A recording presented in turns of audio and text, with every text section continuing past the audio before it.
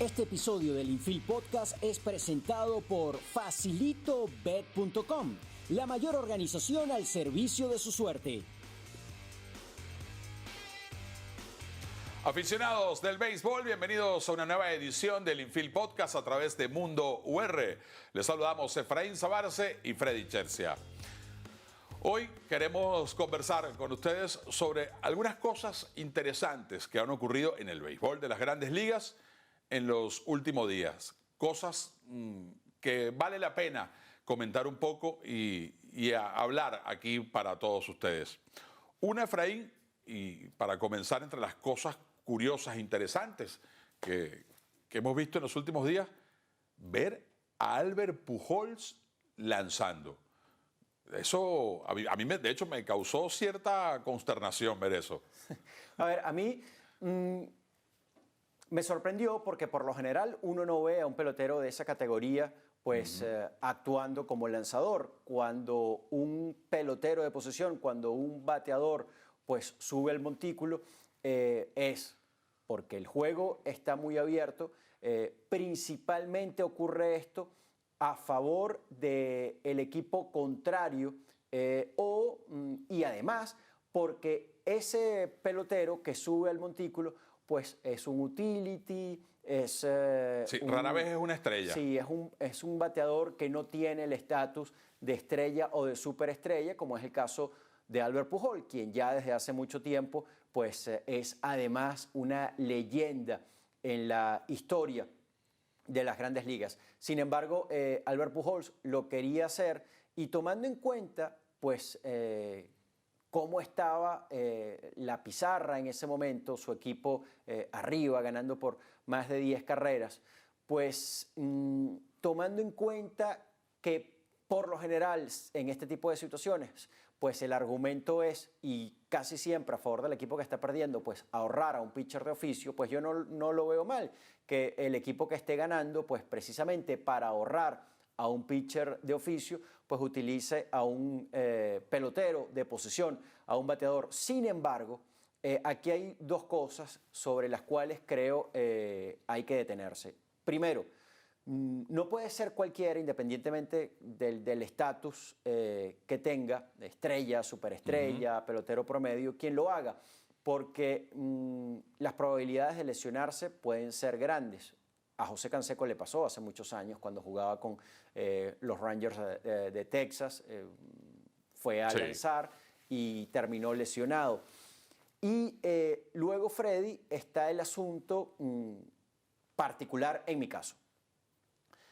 A mí no me gustaba ver a los pitchers batear, porque no era un buen espectáculo. En la mayoría de los casos, en la gran mayoría de los casos, pues era vergonzoso incluso verlos hacer swing. En fin, sí, hubo buenos pitchers o pitchers que hicieron... batearon bien. Sí, o al menos que no se vieron tan mal, como por ejemplo el caso de Carlos Zambrano, por mencionar uno. Pero en realidad la mayoría pues no marcaban diferencia, eran pues... No era un buen espectáculo verlos batear. Esto creo también es aplicable para un pelotero de posesión que suba al montículo. No es ese su rol. Yo quiero ver a los mejores en su oficio sobre un terreno de juego. Hago pues sí la salvedad que por una situación estratégica pues un equipo determinado pueda decirle a un pelotero en particular sube el montículo porque yo me quiero ahorrar a un lanzador para mañana o para pasado. Sobre todo ahora, Freddy, cuando hay en los rosters restricciones con respecto al número de lanzadores que debe tener cada equipo. Que es de 13 lanzadores. Acaba de anunciar justamente Major League Baseball que hasta mediados de junio van a poder tener en roster los equipos 14 lanzadores. Ahora bien, yo justamente, si bien mira, creo que antes, que no era tan común ver peloteros de posesión yendo el montículo a lanzar, creo que bueno, que uno daba como cierto morbo ver a un campo corto, a un left fielder, verlo en funciones de lanzador. Pero ya ya lo hemos visto más común, ya ha ocurrido con mucha más, hay muchas más ocasiones ver este tipo de acciones. Por ejemplo, hay momentos que son jocosos y que, bueno, uno también no le queda otra que reírse. Y recuerdo una hace el año pasado o antepasado que lanzó Anthony Rizzo, que le lanzó a Freddie Freeman y lo ponchó, que incluso luego todo era carcajadas, tanto en la transmisión de la señal que estaban recibiendo en Venezuela, como el propio Rizzo en el montículo y el propio Freeman en el dugout. Todo era risas y carcajadas por ese ponche que le había propinado Anthony Rizzo. Y en días recientes, ahora no recuerdo contra qué equipo, pero fue un juego de hecho que transmitimos a través de IBC. Se abrió el encuentro y el que estaba lanzando, los picheos llegaban a 65, 68 millas y golpeó a Travis d'Arnaud y d'Arnaud se tiró en el suelo. Sí. Y bueno, por supuesto, uno no le queda sino reírse. Pero a mí honestamente me pega, porque si bien eso ocurre cuando un juego está abierto, y yo creo que, bueno, tú tienes que morir con las botas puestas, como dicen, y ya utilizar a un jugador de posición para que haga las funciones de pitcher, es como ya tú decir, bueno, mira, a eso de que decía Yogi Berra que el juego no se termina hasta que se acaba, eso es pura patraña, eso no significa nada para el béisbol de hoy. Vamos con un pitcher para yo ahorrarme los lanzadores. Y eso al final también te alarga más el encuentro. Entonces, a mí particularmente no me agrada mucho ver jugadores de posición actuando como lanzador. Y ya que tú haces mención con el momento en que los pitchers bateaban en la Nacional, que a partir de este año están usando el bateador designado universal, bueno, a mí, para que tú veas, a mí me gustaba que eso ocurriera, pero era no por ver el espectáculo del pitcher tomando una aparición al bate, sino por las maneras distintas de dirigir el encuentro de pelota, porque vamos a estar claros, era una manera muy distinta de tú manejar un conjunto en la Liga Nacional que era a manejarlo en la Liga Americana. Y me gustaba mucho ver cómo se comportaba un manager de la Americana en el momento en que tenía que enfrentarse a un equipo de la otra liga en el campo de la Nacional. Y viceversa, ver cómo utilizaba de repente un designado, un equipo que no estaba acostumbrado a eso. Entonces, básicamente, a mí me gustaba que hubiese el lanzador bateando, pero por las estrategias, por las decisiones de los managers. Pero sí, la mayoría, me atrevo a decir que más del 90% de los lanzadores eran muy malos bateadores y a veces hasta daban vergüenza ajena la forma en que se paraban en el plato. También en estos días, Efraín, y por una jugada de este tipo, que sacaron a un jugador de cuadro a lanzar, específicamente a Brett Phillips, para enfrentar a Anthony Rendón. Y ocurrió algo que, bueno, que Rendón dijo, bueno, si esto me lo vas a aplicar así, yo también te lo voy a aplicar de otra manera. Y entonces Anthony Rendón se paró a la zurda por primera vez en su carrera como profesional y increíblemente conectó un cuadrangular. Algunos lo ven como una falta de respeto. Yo, Freddy, yo me pongo en el lugar del aficionado o incluso como analista. Yo te digo una cosa, a mí me hubiese gustado estar ahí en el estadio y haber visto eso. A mí me hubiese gustado presenciarlo en vivo para después poder salir y decir, yo vi a Anthony Rendón en su primer y tal vez único turno como profesional a la zurda conectar un cuadrangular en un juego de Grandes Ligas. Es cierto, frente a alguien que estaba cumpliendo la función de lanzador sin serlo realmente, pero no deja de ser aquello una curiosidad y para mí un espectáculo.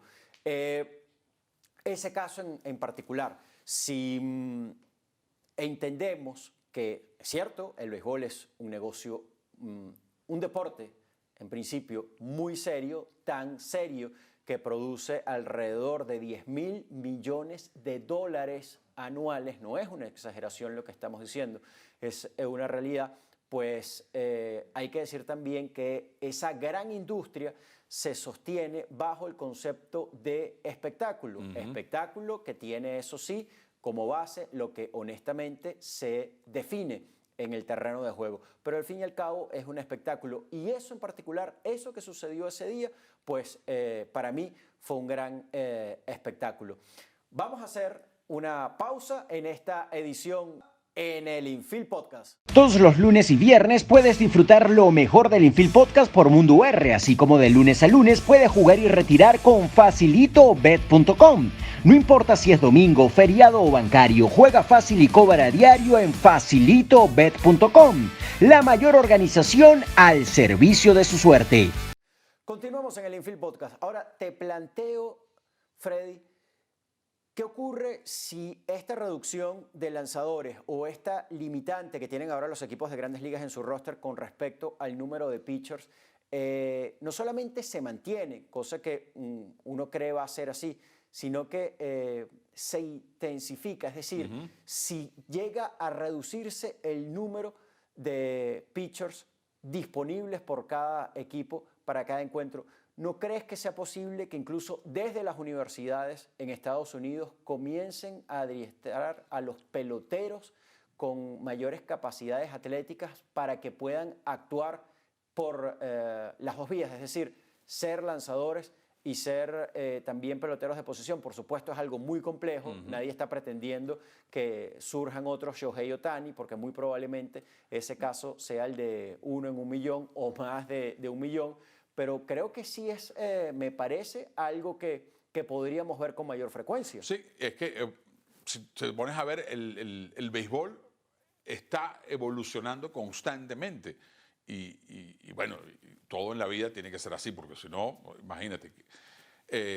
Y yo creo que pues, esa puede ser una opción. Y allí va a ser muy distinto, Efraín, porque no es lo mismo tú sacar a Albert Pujols, que fue el primer ejemplo que pusimos, que por lo general es un bateador designado en primera base, a que venga a lanzar por primera vez, a tú ver a un pelotero que pueda hacer las dos funciones, como el caso de Shohei Ohtani, Michael Lorenzen, quien también ha estado desempeñándose en esa dualidad en el béisbol. Y si eso llega a comenzar a trabajarse ya desde muy abajo, desde las universidades, en Latinoamérica, cuando vayan a hacer los tryouts, porque en muchas ocasiones en el béisbol menor tú ves peloteros que lanzan y juegan a otra posición. Sí, es lo habitual. Sí, y al llegar al profesional ya las mismas organizaciones te dicen, bueno, tú tienes que decantarte por hacer esto o esto, que es lo que te va a servir a ti en el futuro como pelotero. Sí, correcto. Y al final truncan justamente una de las dos facetas de ese lanzador. Aquí podría ocurrir lo que bien tú comentas, que bueno, en vez de truncar una de esas dos opciones, no, es que busque fortalecerse en ambas y crees un pelotero de ese estilo. Eso sería muy distinto, porque cuando tú vayas a traer, independientemente de cómo esté el juego, traes al left field a lanzar, porque constantemente lo está haciendo, vas a ver un pitcher profesional montarse en la lomita y no a un infielder a lanzar unos garabatos, unos picheos a 60 millas por hora, para buscar salir del paso, para que el equipo pueda proteger y guardar los brazos que tiene en su bullpen para los próximos días. Entonces, yo creo que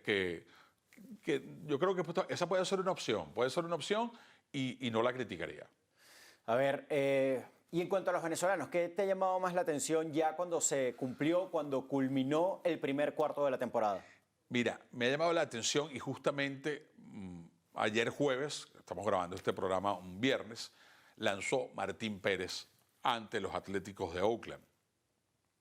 Caramba, ya son 10 salidas con menos de 3 carreras o menos y por lo menos 7 episodios para Martín Pérez, pero 10 de manera consecutiva. Martín Pérez a lo largo de su carrera ha sido un pitcher muy inconsistente. Un pitcher que o lanza un día como un ganador, un candidato a ganador del premio Cy Young, y las siguientes 2 salidas puedes verlo como un pitcher de doble A que está subiendo las mayores y no encuentra cómo ubicarse dentro de la lomita enfrentándose a un equipo de grandes ligas. Pero lo que hemos visto, y ojo, particularmente, he estado atento a cada una de las salidas de Martín Pérez, y como todos los venezolanos, pues de cada uno de los compatriotas en la Gran Carpa, pero me he sentado a ver y yo digo, bueno, aquí creo que de repente Martín Pérez puede irle mal por la alineación que va a enfrentarse y ha lanzado magistralmente, ha lanzado de una manera tan significativa que si mantiene ese ritmo de cara para la segunda mitad, creo que va a ser una pieza muy llamativa para los equipos que estén peleando por puestos en postemporada, tratar de hacerse de los servicios de Martín Pérez. Pero lo que hemos visto hasta ahora es algo que creo que es la mejor etapa de su carrera. Sí, sin duda. Mientras se mantengan esas dos tendencias, es decir, Martín Pérez lanzando de la manera en que lo ha hecho, o incluso cercano a la manera que lo ha hecho, porque también es difícil pues esperar que durante el resto de la campaña pues mantenga efectividad de 1.61, que es lo que tiene en este momento. Solo Justin Verlander lo supera, quien tiene efectividad de 1.22. Incluso hablando de Justin Verlander, es probablemente el mejor lanzador de su generación, pues también uno entiende, pues es sumamente complejo esperar que mantenga ese ritmo.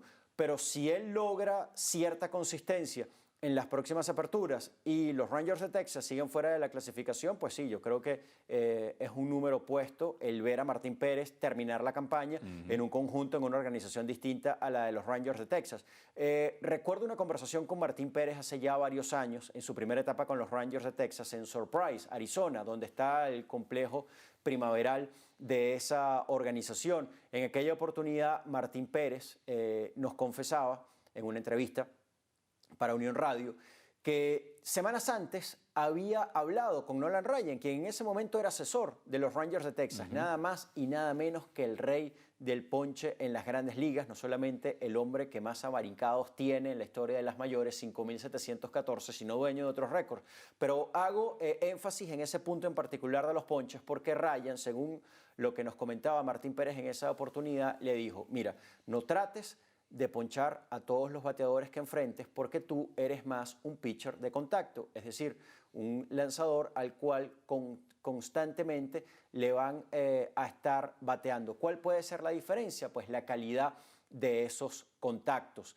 Eso ha sido así a lo largo de su carrera. Martín Pérez siempre ha tenido un promedio, un averaje de ponches por cada 9 innings por debajo de las grandes ligas, incluso en este momento cuando está viviendo su mejor etapa en las mayores, ya con 11 campañas de experiencia encima, pues se muestra Martín Pérez así. Pero él ha dicho que la diferencia está en lanzar más strike, que ha entendido, que se ha dado cuenta que batear es sumamente difícil, y sobre todo en esta época en la cual estamos. Hoy, cuando grabamos esta edición del Infield Podcast, el promedio en las grandes ligas es de 237, el más bajo en la historia, igualado con el de la campaña de 1968.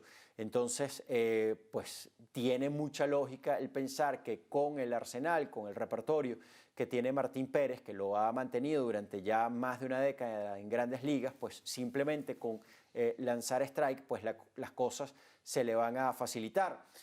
Creo igualmente que ese punto, Freddy, último, en el cual hacía hincapié en el de los ponches y en el estar aún en este momento que estaba viviendo por debajo del promedio de ponches por cada 9 innings, me hace, al menos a mí, ser cautelosos con Martín, porque el que te estén constantemente poniendo la pelota en juego, pues también significa un riesgo, y eso pues hay que considerarlo. Pero de resto sí, ha sido esta la mejor etapa de inicio para una campaña en el historial de Pérez en las grandes ligas. Ojalá pueda mantenerse así, y eso le va a permitir el año que viene conseguir un mejor convenio, claro, evidentemente. Claro. Él firmó para esta campaña un contrato por un año por $4 millones, pero evidentemente de mantener un ritmo parecido, pues las posibilidades de conseguir un convenio mejor pues van a ser altas. Y el hecho, si se mantiene lanzando de esta manera y ese punto que tú mencionas del contrato va a ser una fija que vamos a verlo en movimiento para otro equipo ya a finales de la temporada. Bueno, hasta aquí esta edición del Infield Podcast entonces. Este episodio del Infield fue presentado por FacilitoBet.com, la mayor organización al servicio de su suerte.